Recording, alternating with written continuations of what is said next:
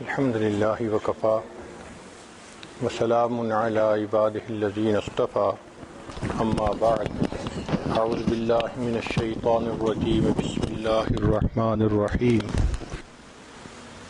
زین للناس حب الشہوات من النساء والبنین والقناطیر المقنطرة من الذهب والفضة والخیل المسومة والانعام والحرث ذلك متاع الحیاۃ الدنیا سبحان ربک رب العزۃ عما یصفون وسلام علی المرسلین والحمد للہ رب العالمین اللہم صل علی سیدنا محمد وعلی آل سیدنا محمد وبارک وسلم۔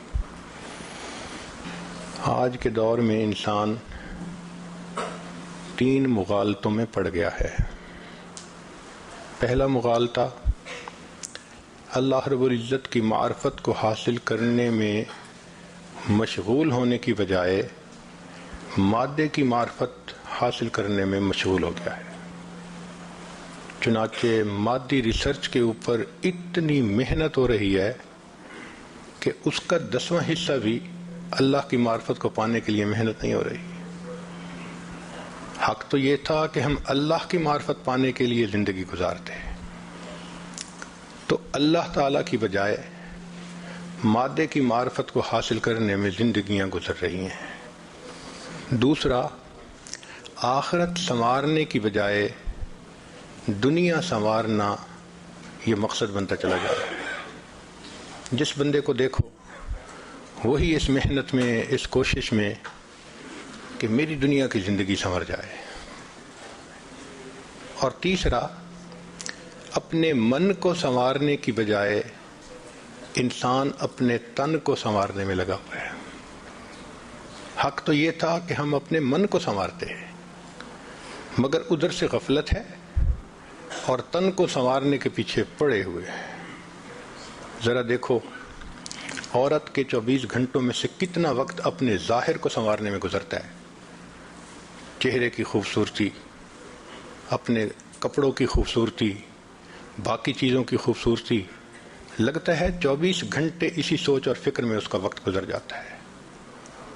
اس لیے اس دنیا کو دھوکے کا گھر کہا گیا کہ یہاں لکھے پڑھوں کو دھوکا لگتا ہے۔ یہ نہیں کہ بے وقوف انسان دھوکے میں پڑتا ہے، نہ، بلکہ اکثر و بیشتر لکھے پڑھے زیادہ لوگ دھوکے میں پڑتے ہیں۔ یہ دنیا ایک پل کی مانند ہے۔ کوئی بھی عقل مند انسان پل پہ اپنا گھر نہیں بناتا، اور ہم اس پل پر اپنی جنت سجانے میں لگے ہوئے ہیں۔ ہر بندہ اس نے ایک سوچ بنا لی ہے، ایسا گھر ہو، اتنی خوبصورت بیوی ہو، ایسے بچے ہوں، میری فیکٹری ایسی ہو، میرا بزنس ایسا ہو، میری گاڑی ایسی ہو۔ ایک خواب ہر بندہ دیکھ لیتا ہے، پھر اس جنت کو سجانے میں وہ 24 گھنٹے لگا رہتا ہے، اپنے ڈریم کو پورا کرنے میں، کہ ڈریم شوڈ کم ٹرو، اس کے پیچھے لگا ہوا ہے۔ چنانچہ جتنی نعمتیں بڑھتی جا رہی ہیں اتنا ہی انسان لذتوں کا خوگر بنتا جا رہا ہے۔ وہ ضروریات کو اپنا مقصد بناتا جا رہا ہے۔ کھانا پینا ضرورت زندگی ہے، مقصد زندگی نہیں ہے۔ مقصد زندگی اللہ کی بندگی، مقصد حیات اللہ کی یاد ہے۔ مقصد تو ہمیں یاد نہیں ہوتا اور ضرورت کو ہم اپنے اوپر مسلط کر لیتے ہیں۔ اللہ کی شان دیکھیں کہ جتنا اللہ کی نعمتیں آج ہیں اس سے پہلے شاید کبھی نہیں تھی۔ پہلے لوگ سفر کرتے تھے کتنی مشکلات میں، آج سفر کرتے ہیں ایئر کنڈیشن بسوں میں، ٹرینوں میں، ہوائی جہازوں میں، مہینوں کے سفر گھنٹوں میں طے ہو جاتے ہیں۔ جتنی گھروں میں سہولتیں آج ہیں اس سے پہلے کبھی نہیں تھی، لیکن جتنی کھانے پینے کی چیزیں آج ہیں اس سے پہلے تھیں ہی نہیں۔ اور اللہ کی شان دیکھیں کہ جتنے اللہ تعالیٰ کے شکوے آج ہیں اس سے پہلے کبھی تھے ہی نہیں. جتنا نعمتیں زیادہ ملتی جا رہی ہیں ہمارے شکوے بڑھتے جا رہے ہیں. اس کی وجہ یہ ہم اپنی خواہش کو پورا کرنے میں لگے ہوئے ہیں. شریعت نے کہا کہ ضرورت کو پورا کر سکتے ہو، ضرورت کی ایک حد ہوتی ہے. خواہش کو دنیا میں پورا مت کرو، خواہش کی کوئی انتہا نہیں ہوتی. خواہش کو پوری کرنے کی جگہ جنت ہے. جب وہاں جاؤ گے وَلَكُمْ فِيهَا مَا تَشْتَهِي أَنفُسُكُمْ وَلَكُمْ فِيهَا مَا تَدَّعُونَ، جو تمہارا جی چاہے گا، جو تمہارے دل میں خواہش پیدا ہوگی، ہم تمہاری ہر خواہش کو پورا کر دکھائیں گے. تو دنیا ضرورت پوری کرنے کی جگہ ہے تاکہ مقصد کو پورا کر سکیں، اور جنت وہ پھر خواہش کو پوری کرنے کی جگہ ہے. اللہ رب العزت نے بھی کیا مہمان خانہ بنایا کہ جہاں ہر آنے والے مہمان کی ہر خواہش کو پورا کر دیا جائے گا.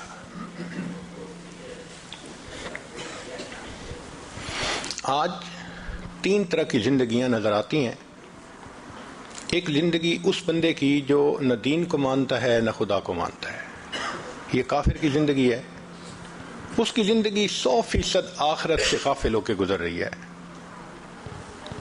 ایک زندگی اس بندے کی جو کلمہ پڑھ کے مسلمان تو بن چکا مگر اس پر خواہشات غالب ہیں. وہ اسلام میں داخل تو ہو چکا مگر 100% اسلام کے مطابق زندگی نہیں گزار پا رہا. اپنی خواہشات پہ بھی عمل کر جاتا ہے، کبھی فجر قضا، کبھی عشاء قضا، کبھی یہ عمل چھوٹا کبھی وہ عمل چھوٹا. یہ فسق و فجور کی زندگی ہے. ایک تیسری زندگی ہے جس کو مومن کامل کی زندگی کہتے ہیں. یہ بہت تھوڑے لوگ ہیں. ہم میں سے اکثریت وہ لوگ ہیں کہ جو اللہ کی رحمت سے کلمہ پڑھ کے مسلمان تو بن چکے لیکن ابھی نفس کے قیدی ہیں، نفس کے گرفتار ہیں. کبھی شیطان یہ گناہ کروا دیتا ہے، کبھی وہ گناہ کروا دیتا ہے. تو ملی جلی زندگی ہے ہماری.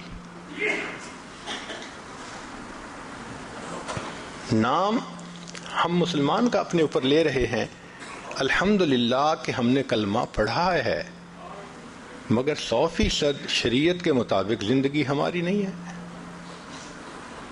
مسجد میں نماز پڑھ کے نکلتے ہیں، مسجد کے دروازے سے بد نظری شروع کر دیتے ہیں.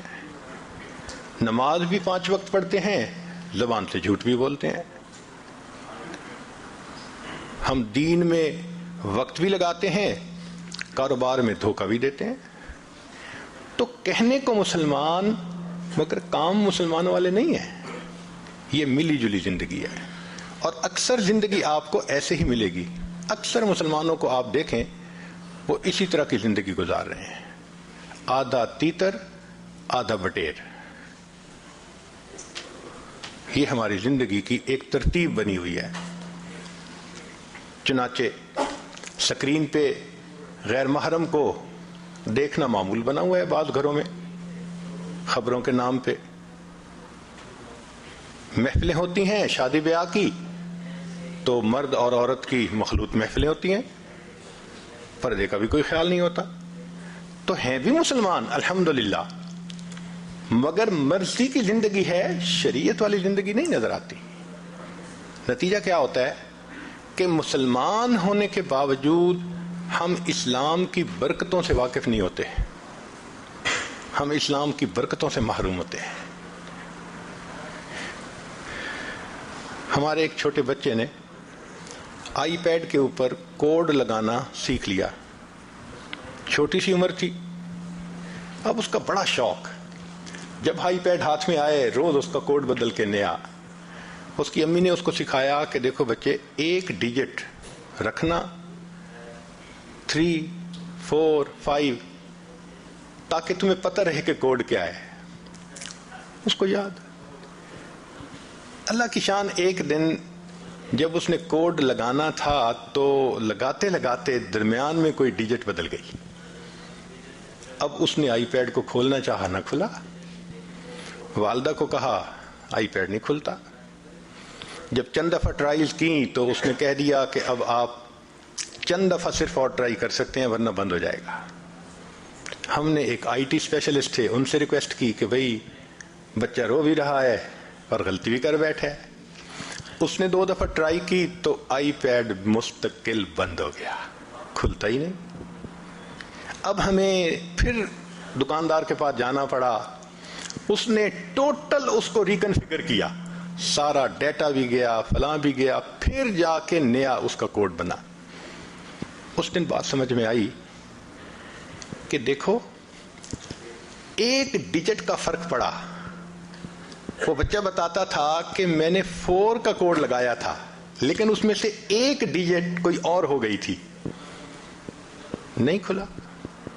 یوں ہی سمجھیں کہ ہماری زندگی میں اگر گناہوں کے 100 ڈیجٹ ہیں جو تالا بنا ہوا ہے, اب اس میں سے ہم نے 60 ڈیجٹ ٹھیک کر لیے, 70 ٹھیک کر لیے, 80 ٹھیک کر لیے, تالا تو نہیں نہ کھلے گا. تالا تو بند ہی ہے جب تک کہ سب کی سب ڈیجٹ ٹھیک نہیں ہوں گی. شریعت نے کہا کہ جو بندہ 100% گناہوں سے بچے گا, وَلَوْ أَنَّ أَهْلَ الْقُرَىٰ آمَنُوا وَاتَّقَوْا لَفَتَحْنَا عَلَيْهِمْ بَرَكَاتٍ مِّنَ السَّمَاءِ. اگر یہ بستی دیسوں والے ایمان لاتے, تقوی اختیار کرتے, ہم آسمان سے برکتوں کے دروازے کھول دیتے. اب برکتوں کے دروازوں پر تو گناہوں کا کوڈ لگا ہوا ہے. جب تک ہر گناہ کو نہیں چھوڑیں گے وہ تالا نہیں کھلے گا. ہم خوش ہوتے ہیں اور جی ہم نے ظاہر سنت کے مطابق بنا لیا, ہم علم بھی پڑھ رہے ہیں, ہم ذکر بھی کر رہے ہیں, ہم دعوت کا کام بھی کر رہے ہیں. جو 1-2 چھپے ہوئے گناہ کرتے ہیں انہوں نے تو تالے کو بند کیا ہوا ہے, ابھی تالا تو نہیں کھلے گا, برکتیں تو نہیں دیکھیں گے. ہمیں پتہ ہی نہیں کہ مسلمان کی زندگی میں برکت کیا ہوتی ہے. ہاں 100% گناہ سے توبہ کریں, پھر ہاتھ اٹھیں گے, اللہ تعالیٰ کو ہاتھ رد کرتے ہوئے لحاظ آئے گا, شرم آئے گی. مومن کا تو مقام ہی کچھ اور ہوتا ہے. تو ملی جلی کی زندگی کی وجہ سے ہم پریشان بھی ہوتے ہیں, کچھ سکون کا بھی وقت گزرتا ہے, اور یہی ہماری زندگی کی ایک ترتیب بنی ہوئی ہے. اب 3 منزلیں ہیں اور 3 ان کی رکاوٹیں ہیں. 3 منزلیں ہیں, 3 اس کی رکاوٹیں ہیں. کیسے رکاوٹیں؟ ایک صاحب حج کے سفر پر گئے, فرسٹ ٹائم جا رہے تھے, کبھی انہوں نے ہوائی جہاز پہ سفر نہیں کیا تھا, اور سیٹ ملی تو آخری فلائٹ میں, لاسٹ فلائٹ جو تھی, اور وہ بھی ان کو اکانومی کلاس کی بجائے فرسٹ کلاس میں ملی, تو انہوں نے سیٹ بنوا لی. جب جانا تھا تو قدرتاً دیر ہو گئی, تو بیوی نے کہا چلو کوئی نہیں, آپ نے کھانا یہاں نہیں کھایا, آپ اکیلے جا رہے ہیں تو آپ کو فرسٹ کلاس لاؤنج میں اچھا کھانا ملے گا, وہاں کھا لینا. اس نے کہا بہت اچھا. اب یہ صاحب فرسٹ کلاس لاؤنج میں پہنچ گئے. صاف ظاہر ہے وہاں تو بہت اچھا کھانا ہوتا ہے, بوفے سسٹم ہوتا ہے. اب انہوں نے جب دیکھا کہ اتنا اچھا کھانے کا سلسلہ ہے تو یہ ماشاءاللہ کھانے بیٹھ گئے. اچھا بھلا ٹائم لگا کے پھر خیال آیا کہ اوہو, میں جب حج پہ جاؤں گا تو وہاں میرے پاس ایک سیل فون ہونا چاہیے, ضرورت تو ہے, چلو میں یہاں سے سیل فون بھی خرید لیتا ہوں. تو یہ وہاں سے ڈیوٹی فری پہ آ گئے اور سیل فون ڈھونڈنے لگے. اب سیل فون دکھانے والے نے کبھی یہ دکھایا, کبھی وہ دکھایا, یہ فنکشن وہ فنکشن. یہ ایسے مصروف ہوئے کہ جب انہوں نے سیل فون خرید کے فارغ ہوئے, پتہ چلا کہ فلائٹ تو لیو ہی کر چکی تھی. اس کو کیا کہیں گے؟ اس کو دھوکہ کہیں گے کہ ضرورت کے نام پر اس کو دھوکہ لگا. کھانا بھی ضرورت تھی, سیل فون لینا بھی ضرورت تھی, مگر ان دونوں کے پیچھے فلائٹ مس کرنا یہ تو کبھی بھی عقل مندی نہیں تھی. بالکل یہی مثال ہماری زندگی کی ہے. جاب بھی ضرورت ہے, گھر بھی ضرورت ہے, خوبصورت نیک بیوی کا ہونا بھی ضرورت ہے, اولاد کو اچھا پڑھانا بھی ضرورت ہے. جو آپ کہیں گے وہ ضرورت ہے, مگر ضرورت کا یہ مقصد تو نہیں کہ اس میں لگ کے انسان آخرت کو ہی بھول جائے. انسان کو پتہ ہی نہ ہو اور موت کا فرشتہ آخری فلائٹ کو لے کے آ جائے، چلو بھائی اب بورڈنگ کا وقت آ گیا۔ تو 3 منزلیں ہیں اور 3 اس کی رکاوٹیں ہیں، 3 دھوکے ہیں جو منزل پہ نہیں پہنچنے دیتے۔ سب سے پہلا، قبر ہماری منزل ہے، غفلت اس کی رکاوٹ ہے۔ غفلت کہتے ہیں قبر یاد نہ ہونا۔ شریعت نے کہا کہ جو شخص موت کو زیادہ یاد کرے وہ زیادہ سمجھدار۔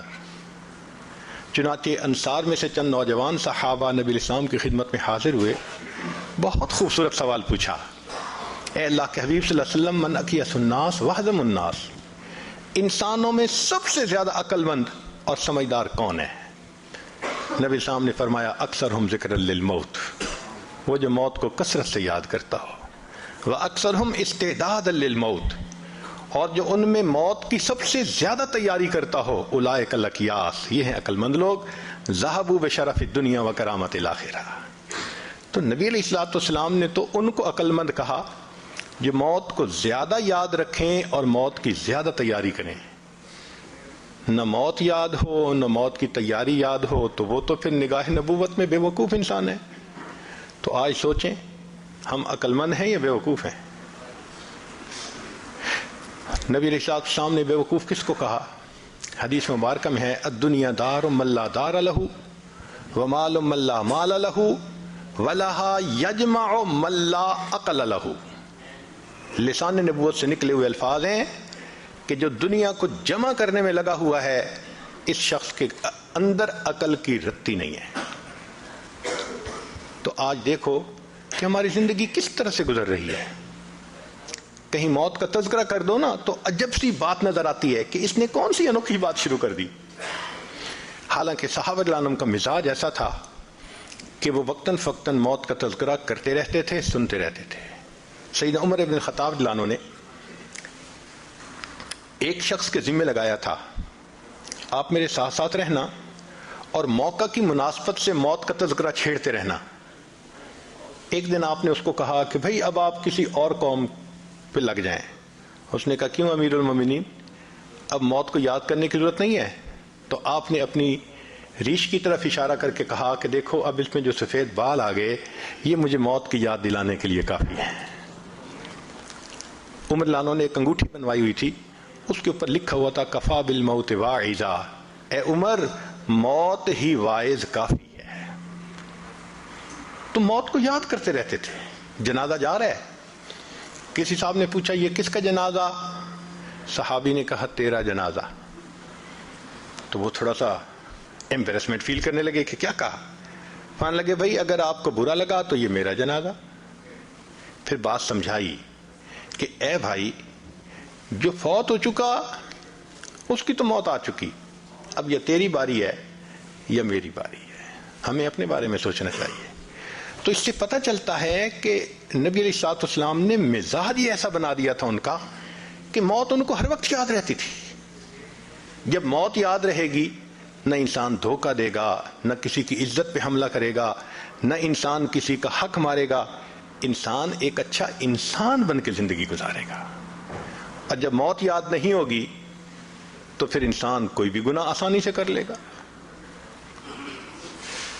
کب موت آئے گی کوئی نہیں جانتا۔ امام غزالی رحمۃ اللہ علیہ فرماتے تھے اے دوست تجھے کیا معلوم بازار میں وہ کپڑا پہنچ چکا ہو جسے تیرا کفن بننا ہے۔ اے دوست تجھے کیا معلوم بازار میں وہ کپڑا پہنچ چکا ہو جسے تیرا کفن بننا ہے۔ انسان شادی بیاہ میں مشغول ہوتا ہے اور اس کو نہیں پتہ ہوتا کہ قبر تم میں کفن کا کپڑا پہنچ چکا ہوتا ہے۔ اللہ اکبر کبیرہ۔ ایک آدمی کو دشمن نے قتل کیا اور نہر کے اندر ڈال دیا، کئی دن اس کی لاش نہر کے اندر ہی رہی تو پھول گئی، ایسی پھول گئی کہ جب اس کو نکالا گیا تو پتہ نہیں چلتا تھا کہ یہ کون ہے کون نہیں، پہچاننا مشکل تھا۔ یہ بھی پتہ نہیں تھا کہ کس شہر کا ہے۔ چنانچہ پولیس نے کاغذی کارروائی کر کے جو قریب بستی تھی اس کے عالم کو کہا کہ بھائی آخر مسلمان ہے، آپ اس کو نہلا دیں، کفنا دیں اور دفن کر دیں، ہمیں تو اس کے وارث کا کوئی پتہ نہیں۔ لو جی، امام صاحب نے بستی والوں کو کہا کہ لوگوں، نہلا تو میں دوں گا، میرے پاس کفن کے پیسے تو نہیں ہیں، تو کفن کے پیسے دو۔ دیہاتی علاقوں میں لوگوں کے پاس کھانے پینے کے لیے چیزیں تو ہوتی ہیں، سپینڈنگ کیپیسٹی نہیں ہوتی، کیش نہیں ہوتا۔ انہوں نے کہا مولانا اعلان کر دو مسجد میں۔ بستی میں اعلان ہوا، لوگوں لاوارث نعش ہے، کفن خریدنا ہے، اس کا چندہ کرو۔ کوئی 5 روپے لایا، کوئی 10 روپے لایا، آدھا گھنٹہ اعلان ہوتا رہا لاوارث نعش، اور پھر جا کے پیسے پورے ہوئے تو اس کو کفن دے کے، اس کا جنازہ پڑھا کے اس کو دفن کر دیا گیا۔ پولیس اس کی تفتیش میں تو لگی ہوئی تھی۔ 3 مہینے کے بعد کیس کی حقیقت کھلی تو پتہ چلا کہ وہ ایک علاقے میں ایک پورے گاؤں کا نمبردار تھا، اور اس کی 4 مربع زمین تھی جس میں فروٹ کا گارڈن بنا ہوا تھا، کروڑوں پتی تھا، کروڑوں روپیہ اس کے بینک اکاؤنٹ میں تھا، اور اس کے 4 جوان العمر بیٹے تھے۔ 4 بیٹے ہیں، کروڑوں پتی ہے، بینک میں کروڑوں روپیہ ہے، لیکن اس کو کبھی پتہ نہیں تھا جب میں مروں گا میرے کفن کے لیے آدھا گھنٹہ چندہ کیا جائے گا۔ وارث مان نہ کری وارثاں دا، رب بے وارثہ کر مارتا ہی۔ فرماتے ہیں کہ اے وارث، تو اپنے وارثوں کا مان نہ کرنا، اللہ تعالیٰ کبھی کبھی بندے کو لاوارث کر کے مار دیا کرتے ہیں، کیا پتہ کس حال میں موت آئے۔ ایک شخص 5ویں منزل پہ کوئی کام کر رہا تھا، ونڈو میں پاؤں جو اس کا اکھڑا اور کوئی چیز ٹوٹی تو وہ نیچے سڑک پر آ کر گرا، اور میٹل روڈ تھی، مگر اللہ کی شان، نہ ہڈی ٹوٹی، کوئی فریکچر نہیں ہوا، نہ خون نکلا، ایسے لگتا تھا کسی نے اس کو کیچ کر کے زمین کے اوپر رکھ دیا۔ لوگ بڑے حیران، 5ویں منزل سے گرا، کوئی انجری بھی نہیں ہے، لوگ اس کو مبارکباد دینے لگے۔ تیسرے چوتھے دن اس کے 2 دوست آئے اس کو ملنے کے لیے، اور کہنے لگے کہ تمہیں نئی زندگی ملی ہے، ہمیں مٹھائی کھلاؤ۔ اس نے کہا آپ بیٹھیں، یہ میرے بالکل گھر کے سامنے جو یہ مٹھائی کی دکان ہے نا، سویٹ شاپ ہے، اب بھی میں تازہ تازہ مٹھائی لے کے آتا ہوں۔ وہ بٹھا کے گھر کہا کہ تم چائے بناؤ، بیوی کو کہا میں ابھی تازہ مٹھائی لاتا ہوں۔ بیوی نے گھر کے اندر ماربل لگا ہوا تھا اور اس کو دھویا تھا، صاف کیا تھا، اور وہ گیلا تھا۔ خاوند اپنے گھر میں ماربل کے فرش پر چلتا ہوا آ رہا ہے، پاؤں جو پھسلا، سر کے بل گرا، اس کو موت آ گئی۔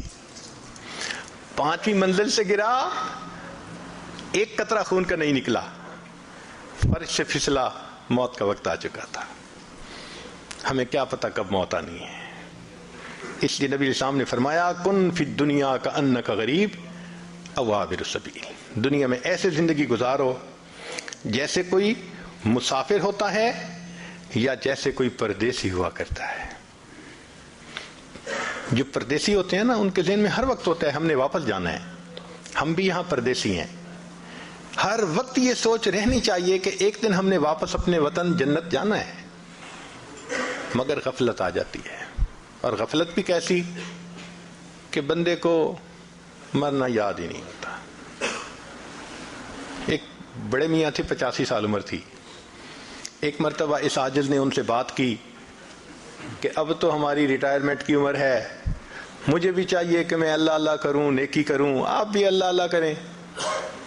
تو بات سن کے وہ بڑے میاں نے اپنے گھٹنے کو پکڑا، کہنے لگے پیر صاحب دعا کرو یہ گھٹنے کی درد ٹھیک ہو جائے نا، پھر میں نماز شروع کر دوں گا۔ جو 85 سال کی عمر میں گھٹنے کے درد ختم ہونے کا منتظر ہو کہ پھر نماز شروع کروں گا، یہ دھوکہ نہیں تو کیا ہے۔ عرفات کے میدان میں وقوف کا وقت ہے، لوگ دعائیں مانگتے ہیں، کئی تو لمبی مانگتے ہیں اور کئی ہم جیسے کم ہمت تھوڑی سی دعا مانگ کے تھک جاتے ہیں۔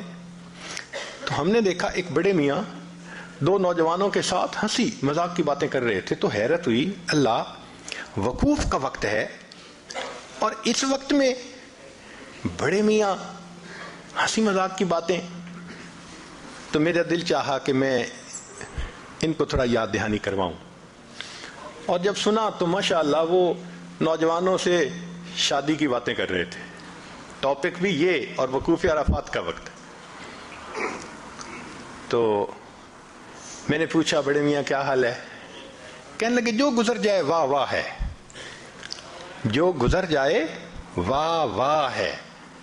حالانکہ جو گزر رہی تھی وہ تو آہ آہ تھی. تو پوچھا آپ کی عمر کتنی ہوگی؟ کہتے ہیں ویسے تو 72 سال عمر ہو گئی لیکن دل میرا 27 سے اوپر نہیں گیا. میدان عرفات میں وقوف عرفہ کے وقت اگر 72 سال کی عمر کا بندہ یہ جواب دے کہ عمر تو میری 72 سال ہو گئی، دل 27 سے اوپر نہیں گیا، یہ دھوکہ نہیں تو پھر کیا ہے؟ تو قبر ہماری منزل ہے مگر غفلت اس کا دھوکہ ہے، اس کی رکاوٹ ہے. نتیجہ کیا ہوتا ہے کہ ہم ہر کام اپنا ٹھیک کرنے کے عادی ہوتے ہیں، دفتر کا کام، بزنس کا کام، گھر کا کام.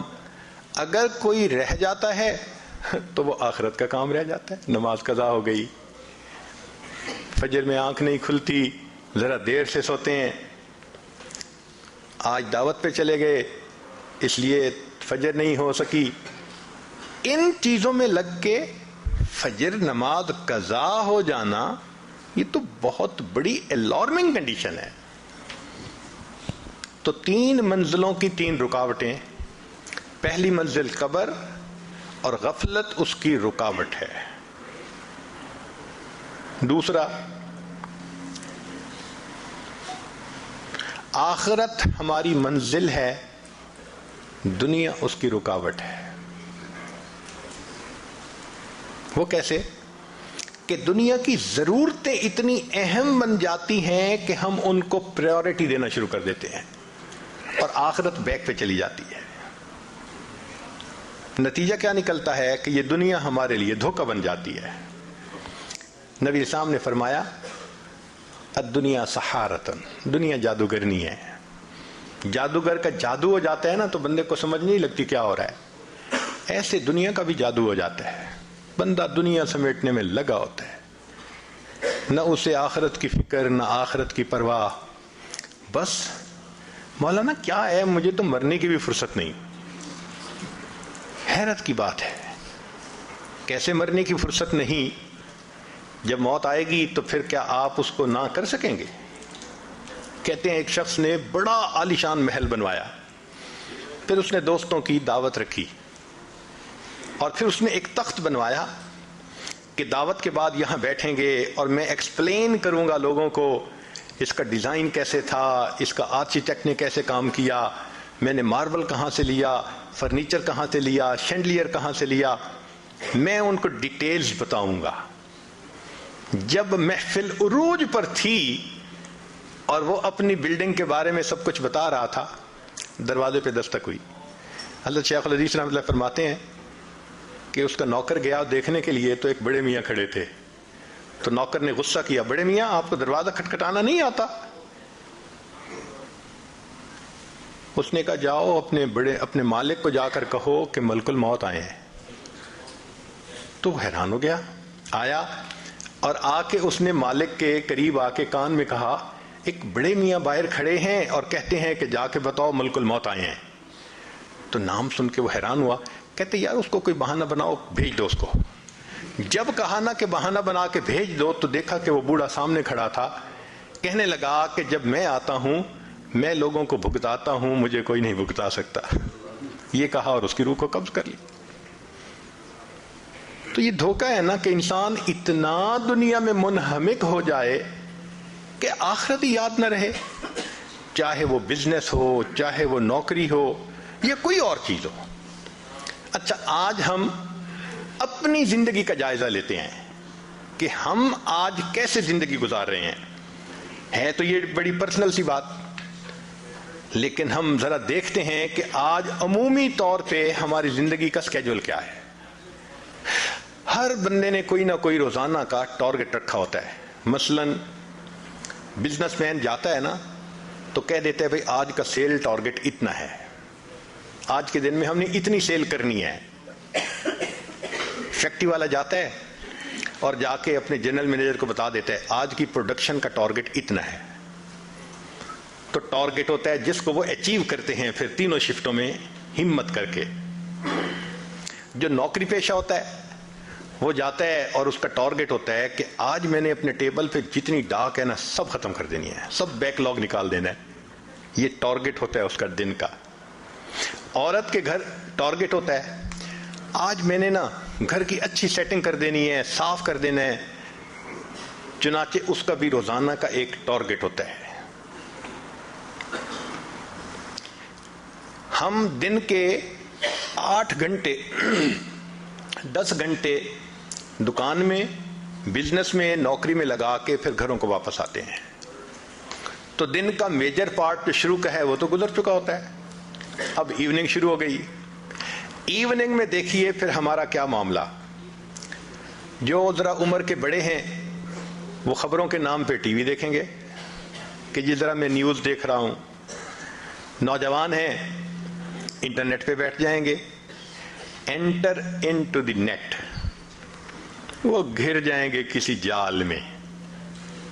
عورتیں ہیں فرصت ہوئی تو وہ فون کر رہی ہیں اپنی فرینڈ کو, اپنی بہن کو, اپنے فلاں کو, اور بتا رہی ہیں کہ آج کیا ہوا, خامن نے کیا کہا, بچے نے کیا کیا. اس کے اوپر مصروف.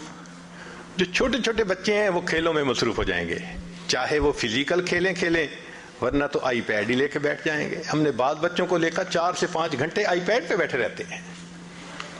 یوں ہماری ایوننگ کا ٹائم گزر جاتا ہے. اب رات آتی ہے تو رات کو بعض ملکوں میں تو میاں بیوی کھانا کھا کے سو جاتے ہیں, اور بعض جگہوں پہ دوستوں کی دعوت ہوتی ہے. ڈائن آؤٹ کرنے کا شوق ہوتا ہے. آج ادھر کھانا کھائیں گے, کل ادھر کھانا کھائیں گے. کبھی خود کھانا کھانے جا رہے ہیں رشتہ داروں کے گھر, کبھی رشتہ دار ان کے گھر کھانا کھا رہے ہیں. نتیجہ کیا ہوتا ہے, آدھی رات گزر جاتی ہے. اب آدھی رات گزر گئی تو تھک ہار کے سوئے, فجر میں آنکھ ہی نہیں کھلتی. پھر اٹھے اور پھر ناشتہ کیا اور بھاگم بھاگ پھر وہی روٹین. پوچھنے کا سوال یہ ہے کہ پروڈکشن ٹارگٹ بھی تھا, سیل ٹارگٹ بھی تھا, ڈاک نکالنے کا بھی ٹارگٹ تھا, عورت نے گھر کو صاف رکھنا یہ بھی ٹارگٹ تھا. ان 24 گھنٹوں میں کوئی ہمارا عبادت کا بھی ٹارگٹ تھا؟ ہم نے یہ عہد کیا تھا آج ہم ایک پارہ بھی پڑھیں گے, اتنا درود شریف پڑھیں گے, اتنا استغفار کریں گے, اتنا مراقبہ کریں گے, اتنی تہجد پڑھیں گے, لمبی دعا مانگیں گے. ٹارگٹ ہی نہیں بنا ہوا تھا. اب بتائیں کہ جس زندگی میں عبادت کا کوئی ٹارگٹ ہی نہیں تو وہ غفلت نہیں تو پھر اور کیا ہے.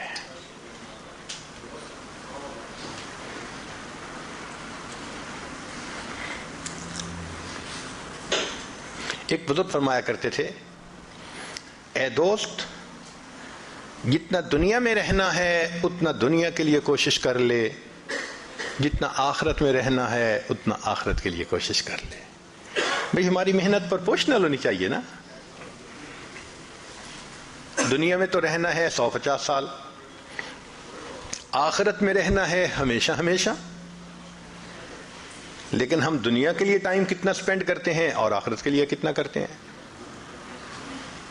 کوئی آپس میں پرپورشن ہی نظر نہیں آتا.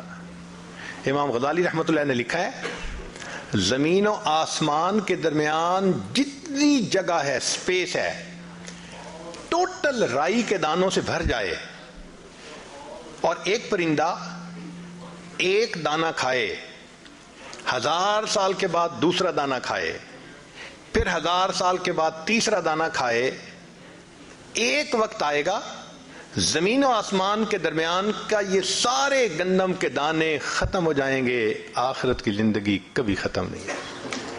اتنا ہم نے آخرت میں رہنا ہے اور وہاں کی تیاری کی فرصت نہیں ہے.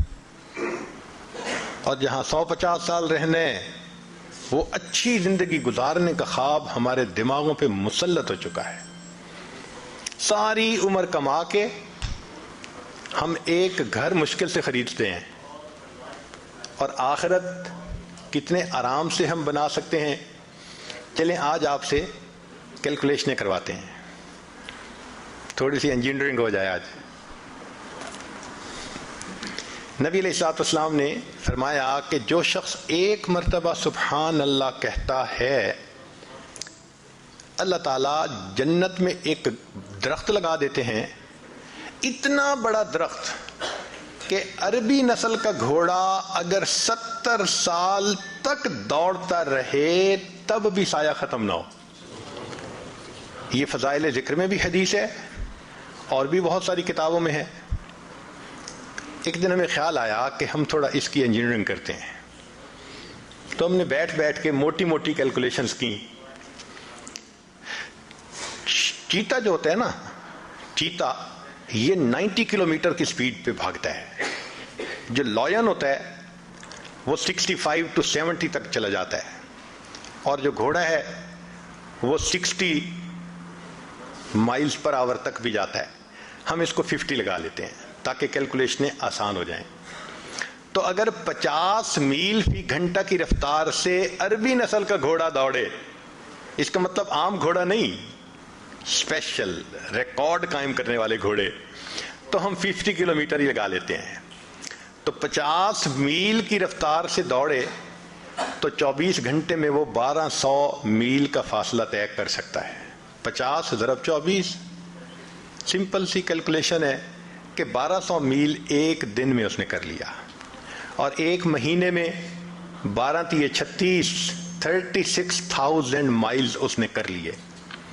اب ایک مہینے میں اگر 36,000 میل کیے تو سنیے، ہماری زمین کا جو گھیر ہے، سرکمفرنس ہے، وہ 24,000 کلومیٹر ہے، مائل ہے، اور زمین 1000 میل فی گھنٹہ کی رفتار سے گھوم رہی ہے۔ اس لیے 24 گھنٹے میں ہمارا دن رات کا سائیکل مکمل ہو جاتا ہے۔ تو اگر 24,000 میل زمین کا گھیر ہے تو یہاں تو 36,000 کر لیا۔ اس کا مطلب کہ وہ گھوڑا ایک دن میں، ایک مہینے میں 1.5 زمین کے برابر ایریا کور کر سکتا ہے۔ اچھا 1.5 زمین ایک مہینے میں، تو ایک سال میں 18 زمینیں، ایک سال میں 18 زمینیں، تو 70 سال میں 18 ضرب 70 تو تقریباً 1260 زمینیں بنی۔ 1260 زمینوں کے بقدر ایریا وہ ایک گھوڑا طے کرے گا 70 سالوں میں، 1260 زمینیں۔ اچھا مزے کی بات سنیں کہ اگر ایک دفعہ سبحان اللہ حرم میں کہے تو شریعت کہتی ہے کہ 1,00,000 کا ثواب۔ تو 1260 ضرب 1,00,000، 126 ملین زمینیں۔ ایک مرتبہ سبحان اللہ کہنے پر اللہ آخرت میں اتنی بڑی جنت دیتے ہیں کہ وہ 126 ملین زمینوں کے برابر ہے۔ سوچئے ہم اپنا کتنا بڑا نقصان کر رہے ہیں۔ نبی علیہ السلام نے فرمایا ہر انسان کی، جو مسلمان کی جو زمین آخرت میں ہے وہ پلین زمین ہے، اس کی جتنی عبادت ہوگی اتنا اس کو اللہ تعالیٰ بنائیں گے اور سجائیں گے۔ چنانچہ حدیث پاک میں آتا ہے ایک بندے کا گھر بن رہا ہوتا ہے سونے چاندی کی اینٹوں سے، اور مشک کے اس کے سیمنٹ لگ رہا ہوتا ہے، فرشتے کام بند کر دیتے ہیں۔ دوسرے فرشتے پوچھتے ہیں آپ نے کام کیوں بند کیا؟ وہ کہتے ہیں بندے نے عبادت کرنی چھوڑ دی، ہمارے پاس را میٹیریل ختم ہو گیا، ہم نے بھی کام بند کر دیا ہے۔ دوبارہ پھر بندہ عبادت شروع کرتا ہے، پھر مکان بننے لگ جاتا ہے۔ اب اگر ہماری عبادت پر وہ را میٹیریل پہنچنا ہے، ہم کتنا را میٹیریل بھیجتے ہیں؟ جس کا گھر بن رہا ہوتا ہے تو وہ تو را میٹیریل کی کمی نہیں ہونے دیتا، ہمیں یاد ہی نہیں ہوتا۔ اللہ اکبر کبیرہ، ساری عمر کما کے تو 3 کمروں کا گھر نہیں خرید سکتے، یہ تو دنیا کی زندگی ہے۔ اور یہاں چند بار سبحان اللہ پڑھو، اللہ تعالیٰ ملین زمینوں کے برابر جنت کا ٹکڑا عطا فرما دیتے ہیں۔ تو آخرت منزل ہے اور دنیا کی مصروفیتیں اس کی رکاوٹ ہیں۔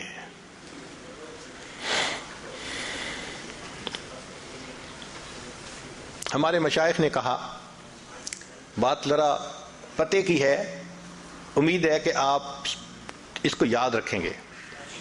فرمایا دنیا کام کی جگہ، دنیا کام کی جگہ، قبر آرام کی جگہ، اور جنت انعام ملنے کی جگہ۔ دنیا کام کی جگہ، قبر آرام کی جگہ، اور جنت انعام ملنے کی جگہ۔ جو بچہ محنت کرتا ہے اسی کو انعام ملتا ہے۔ ہم دنیا میں محنت کریں گے آخرت کی تو پھر آخرت میں انعام پائیں گے، اور اگر دنیا ہی میں ہم نے دل لگائے رکھا اور آخرت یاد ہی نہ رہی اور دنیا کی محبت لے کے چلے گئے تو پھر پتہ ہے آخرت میں ہوگا کیا؟ مشائخ نے لکھا ہے اللہ تعالیٰ قیامت کے دن دنیا کو ایک بوڑھی عورت کی شکل میں کھڑا کریں گے، بہت کبھی صورت ہوگی، اور پھر فرمائیں گے کہ جب سے میں نے تمہیں پیدا کیا میں نے تمہیں کبھی رحمت کی نظر سے نہیں دیکھا، ایک مرتبہ بھی نہیں دیکھا، میں اب بھی تمہاری طرف نہیں دیکھنا چاہتا، اس کو لے جاؤ جہنم میں۔ جب اس بڑھیا کو گھسیٹ کے جہنم میں لے جانے لگیں گے فرشتے تو وہ بڑھیا اس وقت کہے گی اللہ ایک میری فریاد ہے۔ پوچھا جائے گا کیا؟ اللہ آپ کے محبوب صلی اللہ علیہ وسلم نے کہا تھا المرء مع من احبا، بندہ اسی کے ساتھ ہوگا جس سے اس کو محبت ہوگی۔ اے اللہ میرے بھی تو چاہنے والے دنیا میں بہت تھے۔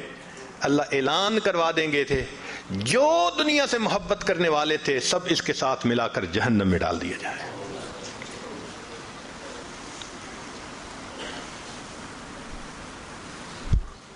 تو قبر ہماری منزل ہے، غفلت اس کی رکاوٹ ہے۔ آخرت ہماری منزل ہے اور دنیا اس کی رکاوٹ ہے۔ اب تیسری بات کہ اللہ رب العزت کی معرفت یا اللہ سے تعلق حاصل کرنا یہ ہماری منزل ہے اور ہمارا نفس اس کی رکاوٹ ہے۔ اللہ ہماری منزل ہے اور نفس اس کی رکاوٹ ہے۔ دو طرح کی پوجا ہوتی ہے، ایک ہے اللہ کی پوجا کہ ہر حال میں اللہ کی منشا کو پورا کرے، ایک ہے کہ نہیں اچھی لگی تو بات کر لی، اور اگر طبیعت کے خلاف ہے شریعت کا حکم تو طبیعت پہ عمل کر لیا۔ یہ نفس کی غلامی ہوتی ہے۔ یاد رکھیں زر پرستی، زن پرستی، شہوت پرستی، بت پرستی، نفس پرستی، یہ تمام کی تمام بت پرستی کی اقسام ہیں۔ خدا پرستی کوئی اور چیز ہے۔ اللہ کو پوجنا یعنی اللہ کی ہر حال میں ماننا یہ الگ چیز ہے۔ ایک بات ذہن میں رکھیے، اس دنیا میں اللہ رب العزت کے بعد جتنی نفس کی پوجا کی گئی اتنی پوجا کسی اور بت کی نہیں کی گئی۔ انسان نے سب سے زیادہ اپنے نفس کو پوجا ہے اللہ کے بعد۔ قرآن مجید میں فرمایا افرأیت من اتخذ الہہ ہوا، کیا دیکھا آپ نے اسے جس نے اپنی خواہشات کو اپنا معبود بنا لیا؟ تو قرآن پاک سے ثابت ہو رہا ہے کہ انسان اپنے خواہشات کی پوجا شروع کر دیتا ہے، وہ خدا کا پجاری نہیں رہتا، وہ نفس کا پجاری ہوتا ہے۔ ہمیں فیصلہ کرنا ہے کہ ہم کس کے پجاری ہیں۔ اگر ہم بد نظری کرتے ہیں ہم حکم خدا کو چھوڑ کر نفس کی مانتے ہیں۔ اگر انٹرنیٹ پہ بیٹھ کے غیر عورتوں کو دیکھتے ہیں ہم اللہ کی نہیں مانتے، ہم نفس کی مانتے ہیں۔ اگر ہم موقع آنے پہ جھوٹ بول دیتے ہیں خدا کی نہیں مانتے، نفس کی مانتے ہیں۔ اگر ہم اپنے مسلمان بھائی کو دھوکہ دے دیتے ہیں ہم خدا کی نہیں مان رہے، ہم نفس کی مانتے ہیں۔ تو ہمارا معبود پھر خدا نہ رہا، ہمارا معبود تو نفس بن گیا۔ گو زبان سے ہم کہیں کہ اللہ ہمارا معبود ہے، مگر اللہ کے دفتروں میں تو ہم نفس کے پجاری ہیں۔ دیکھنا تو یہ ہے کہ اللہ کے دفتر میں کیا لکھا گیا. چنانچہ باجید بستامی رحمۃ اللہ فرماتے ہیں کہ میں نے خواب میں اللہ تعالیٰ کا دیدار کیا تو میں نے کہا اے اللہ میں آپ تک آنا چاہتا ہوں. فرمایا دع نفسک وتعال، اچھا اپنے نفس کو چھوڑ دو تم میرے تک پہنچ جاؤ گے. تو باجید بستامی رحمۃ اللہ کہا کرتے تھے جنت 2 قدم ہے، جنت 2 قدم ہے. اپنی محفل میں فرماتے تھے جنت 2 قدم ہے. کسی نے کہا حضرت کیا مانا جنت 2 قدم ہے؟ فرمایا دوست پہلا قدم اپنے نفس پہ رکھ لے، تیرا دوسرا قدم جنت پہنچے گا. تو ہمیں اپنی نفس کی خواہشات کو توڑنا ہے جو شریعت کے خلاف ہے. جب تک ان خواہشات کو نہیں توڑیں گے اس وقت تک ہم اللہ کے فرما برداروں میں شامل نہیں ہو سکیں گے. چنانچہ آج کے دور میں غیر محرم کا فتنہ یہ تمام فتنوں سے بڑھ گیا ہے، ٹاپ پہ ہے. عورت کے دل میں شیطان ڈالتا ہے کہ بن سنور کے نکلو، وہ بیچاری بے پردہ بن سنور کے نکلتی ہے اپنے حسن کی زکوٰۃ نکالنے کے لیے. حدیث پاک میں آتا ہے بے پردہ عورت جب گھر سے نکلتی ہے شیطان کا ایک گروپ اس کے پیچھے لگ جاتا ہے، وہ لوگوں کو متوجہ کرتا ہے لوگوں دیکھو اس کو. اب لوگ اس کو دیکھتے ہیں تو عورت سے بے پردگی کروائی شیطان نے اور مرد سے بد نظری کروائی. نتیجہ کیا ہوا؟ یہ بھی گناہگار وہ بھی گناہگار. اور آج کل تو نوجوان بچے اور بچیوں کو لگتا ہے کہ بس ایک ہی چیز کی تلاش ہے. ایک وقت تھا جب نوجوان آپس میں ایک دوسرے سے عہد کرتے تھے اتنی تہجد پڑھا کریں گے، اتنا روزہ رکھیں گے، اتنی تلاوت کریں گے، اس میں مقابلہ ہوتا تھا.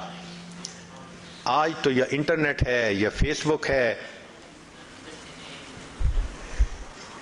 اسی کے اوپر وقت گزرتا جا رہا ہے.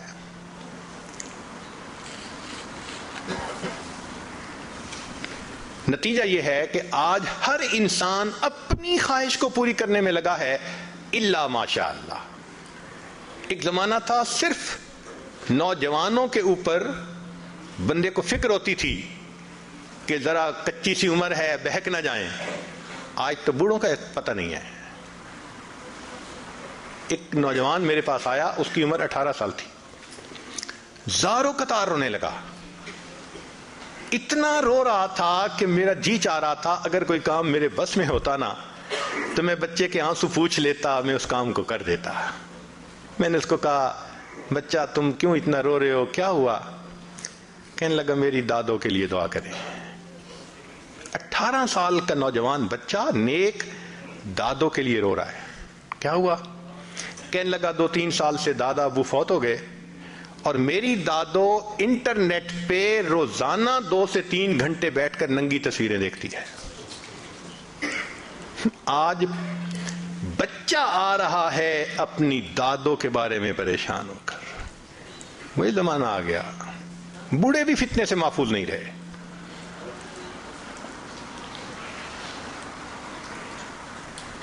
تو اللہ رب العزت ہماری منزل ہے اور اس کی رکاوٹ نفس ہے. ہم نفس کے پجاری ہیں یا نہیں؟ ایک کوئک کوسچن اپنے دل میں تھوڑی دیر کے لیے یہ سوچئے، ہم سیل فون کا غلط استعمال کرتے ہیں یا نہیں؟ ہم انٹرنیٹ کا غلط استعمال کرتے ہیں یا نہیں؟ اسی وقت ہمارا من جواب دے دے گا تم پکی بات ہے تم نفس کے غلام ہو. اگر غیر محرم کے میسیجز کا انتظار، اگر انٹرنیٹ پہ انہی کے ساتھ تعلق، اس کا مطلب یہ ہے کہ پھر ہم اپنے نفس کی پوجا میں لگے ہوئے ہیں.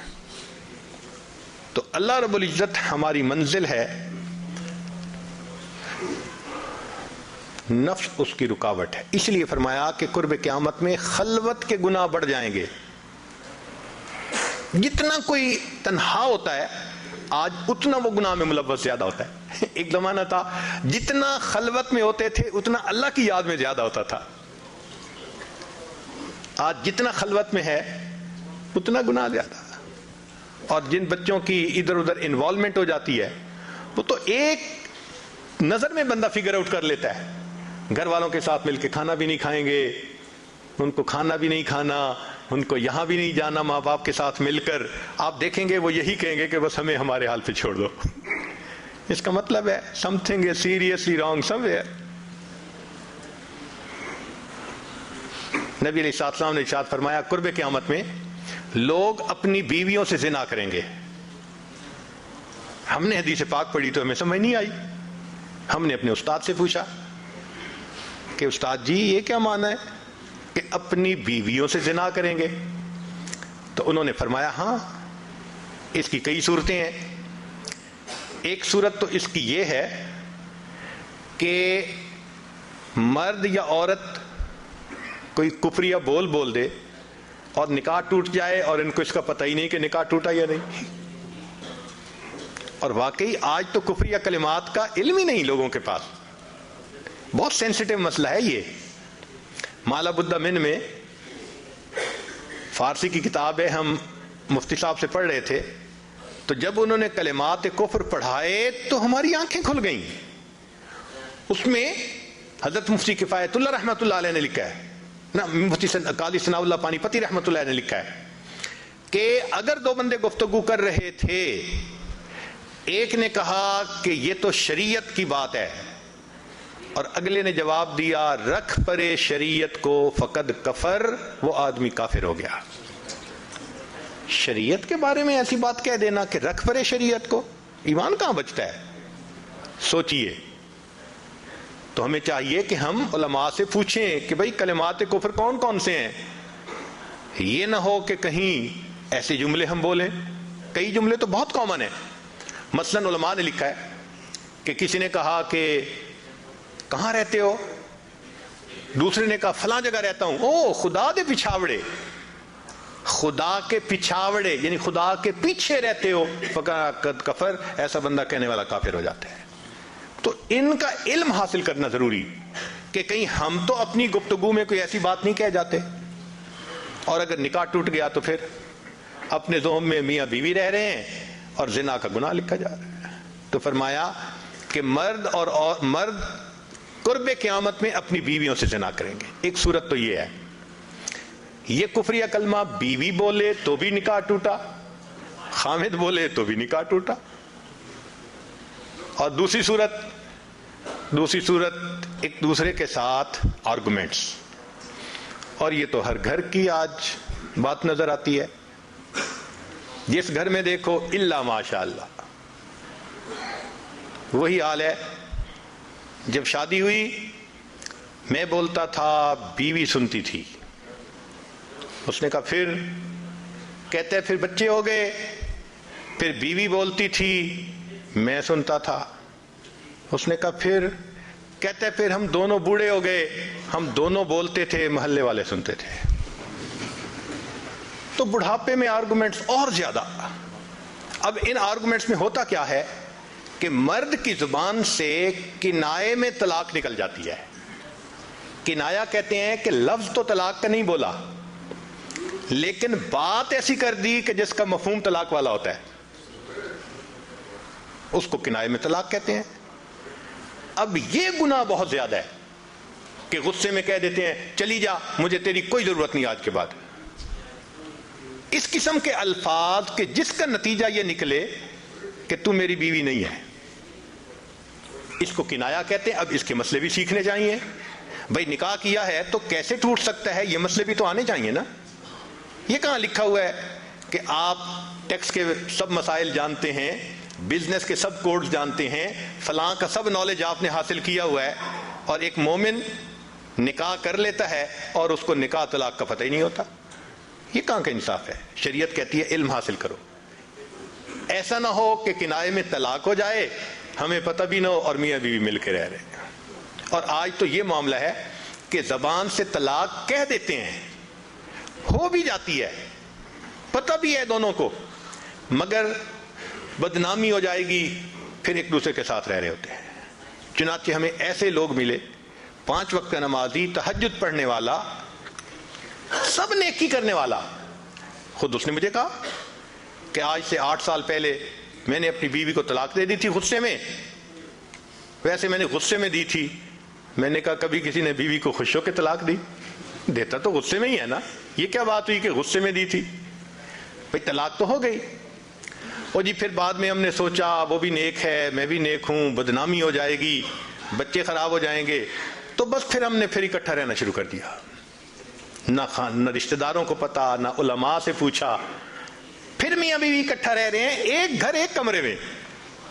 اب بتائیں زنا ہو رہا ہے کہ نہیں ہو رہا؟ قربان جائیں اس سچے نبی صلی اللہ علیہ وسلم کی مبارک زبان پر 1400 سال پہلے وارن کر دیا تھا کہ قرب قیامت میں لوگ اپنی بیویوں سے زنا کریں گے. آج اس بات کی ضرورت ہے ہم دین کو پڑھیں, دین کو سمجھیں, دین کو سیکھیں, تاکہ اپنی زندگی شریعت کے مطابق گزار سکیں. اور یہ ایسا گناہ ہے زنا, اللہ اکبر, کہ قرآن مجید میں اس کے لیے فرمایا خالدین وَيَخْلُدُ فِيهِ مُحَانَا, خالدین فیہا کا لفظ آیا. تو مفسرین نے اس پر نقطہ لکھا کہ کافر ہمیشہ ہمیشہ جہنم میں رہیں گے, مومن مسلمان خطا کار کے لیے خالدین کا لفظ. تو مفسرین نے اس کا جواب دیا جی ہاں, یہ آپس میں انوالو تھے نا, تو کہتے تھے ہم کبھی ایک دوسرے کو نہیں چھوڑیں گے, ہم کبھی نہیں چھوڑیں گے ایک دوسرے کو. یہ جو وعدے کرتے تھے ہم کبھی ایک دوسرے کو نہیں چھوڑیں گے, ہمیشہ ساتھ رہیں گے, اللہ فرماتے ہیں میں بھی تمہیں پھر ہمیشہ ہمیشہ کا عذاب دوں گا. ایک حدیث پاک میں ہے قیامت کے دن اللہ تعالیٰ کے سامنے بوڑھا زانی آئے گا, اللہ تعالیٰ اس کے چہرے کی طرف نہیں دیکھیں گے. ایک روایت میں ہے قیامت کے دن بے پردہ جو ننگے سر پھرنے والی عورت ہوگی وہ اللہ کے سامنے کھڑی کی جائے گی, اللہ تعالیٰ اس کی طرف نہیں دیکھیں گے. یہ وہ گناہ ہے کہ اللہ تعالیٰ کی رحمت کی نظر ہی قیامت کے دن نہیں پڑے گی. آج اس سے بچنے کی ضرورت ہے. چنانچہ بات لمبی ہو گئی, میں اس کو مکمل کرتا ہوں کہ اللہ رب العزت سے ہم دعا مانگیں کہ اللہ تعالیٰ ہمیں مقصد زندگی کو سمجھنے کی توفیق عطا فرمائے. اب ساری بات کا لب لباب, ایک بزرگ کی بات بہت اچھی یاد کیجئے. فرماتے تھے کہ اے دوست تو اللہ کی اتنی عبادت کر جتنا کہ تو اس کا محتاج ہے. ہم اللہ کے کتنے محتاج ہیں؟ ہر کام میں محتاج ہیں. تو فرماتے تھے کہ تم اللہ کی اتنی عبادت کرو کہ جتنا تم اس کے محتاج ہو.